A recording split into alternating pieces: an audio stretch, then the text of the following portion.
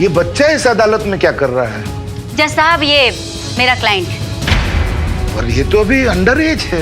जनाब, ये सिर्फ उम्र से अंडर एज है, वरना इसकी करतूत निहायत ही घटिया, निर्लज और चरित्रहीन है। किसी छठे हुए अपराधी से कहीं बदतर। आप कौन? मैं इसका भागा बाप हूँ।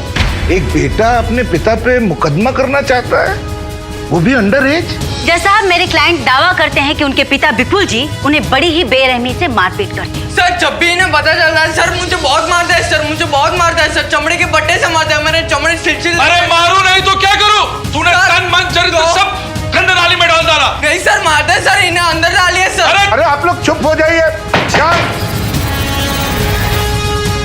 भाई, डिफेंस को कुछ कहना है?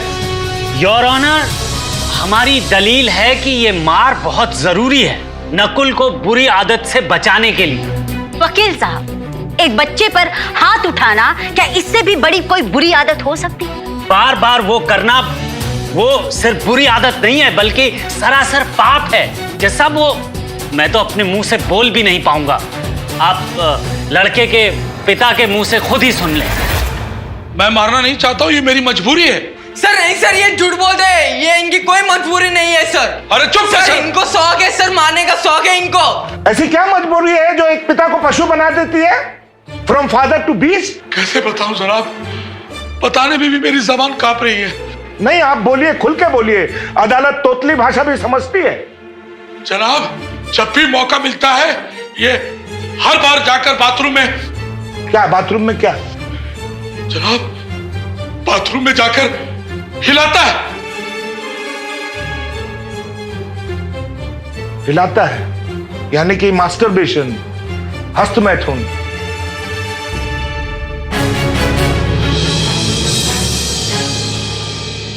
जज साहब, मास्टरबेशन या हस्तमैथुन ये कोई कानूनी जुर्म नहीं है, लेकिन हाँ, किसी नाबालिग पर हाथ उठाना, उसे मारना, ये सरासर जुर्म है। असॉल्ट, चाइल्ड अब्यूज का सीधे सीधे केस बनता है। जज साहब, माना योर ऑनर, माना, मगर अपनी औलाद की परवरिश का सारा दारोमदार सिर्फ और सिर्फ एक बाप पर होता है। अपने बेटे के चरित्र को पावन रखने के लिए उठाया हुआ हर हाथ, हर कदम जायज है, और यही हमारा दावा है। जज साहब, चाल चलन चरित्र किसी भी बच्चे का माता पिता द्वारा दिए गए संस्कारों से बनता है, ना कि मास्टरबेशन। जज साहब, मैं अपने पहले गवाह को पेश करने की इजाजत चाहती हूँ। इजाजत है। नमस्ते जज साहब। नमस्ते। फास्ट। डॉक्टर साहब, सबसे पहले तो आप अदालत को ये बताएं कि क्या मास्टरबेशन करना सेहत के लिए हानिकारक है? It is injurious to health? जी नहीं, मेडिकल साइंस ने सालों पहले यह सिद्ध किया है कि ये एक नॉर्मल चीज है। मेडिकल रिसर्च हमें यह बताता है कि लगभग 80% लोगों ने इसका एक बार तो तजुर्बा लिया ही है, फिर चाहे वो औरत हो या मर्द। That's all, Your Honor. अब ये अदालत को तय करना है कि अदालत किसी भी नॉर्मल और नेचुरल बात के लिए किसी को सजा का हकदार मानती है या नहीं।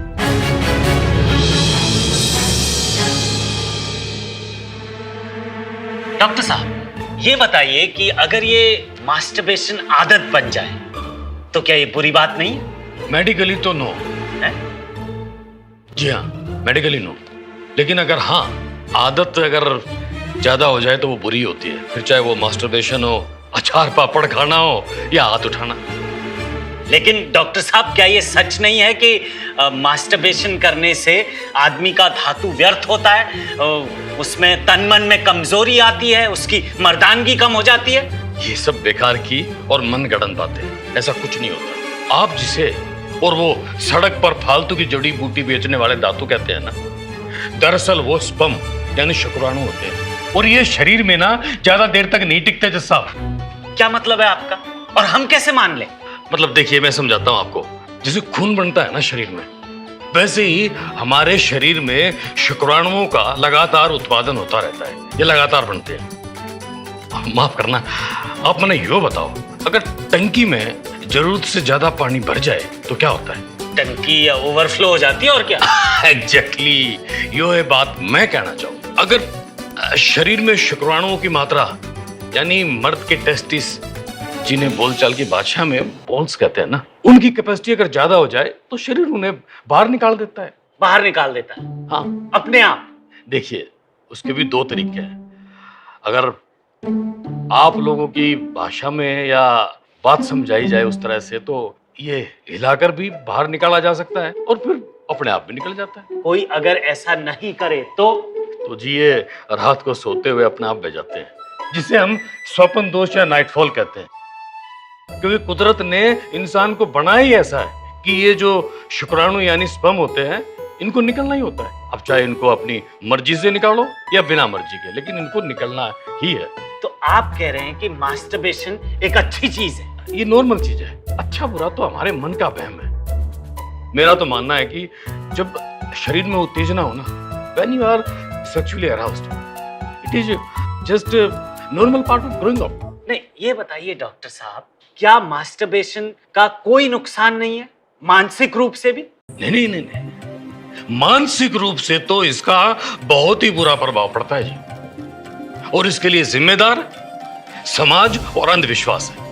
मतलब गिल्ट फील मतलब उसको दोषी ठहराना। अब एक बच्चा है बेचारा, मासूम सा, उसके शरीर का विकास हो रहा है, वो उसे समझना चाहता है, वो इस उलझन में फंसा है, और हम लोग जो हैं उसको सच्चाई बताते नहीं हैं।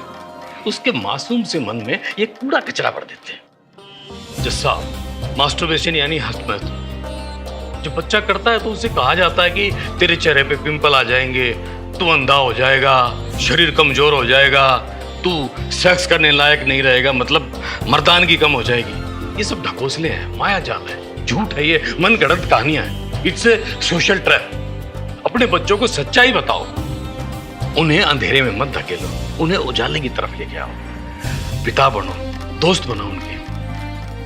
हाँ, ठीक है डॉक्टर साहब, आप अपनी जगह पे बैठ सकते हैं। कुछ कहना है आपको? ये सारी बातें तो सबसे पहले हम पेरेंट्स को जानना चाहिए।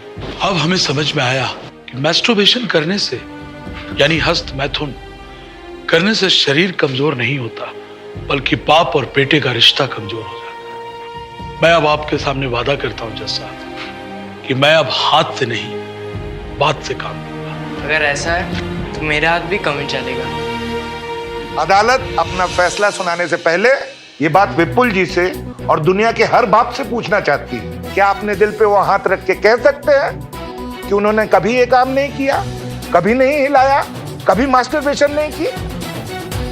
Case dismiss. एक मिनट जज साहब, एक मिनट। अब क्या है? एक सेल्फी हो जाए? क्यों नहीं?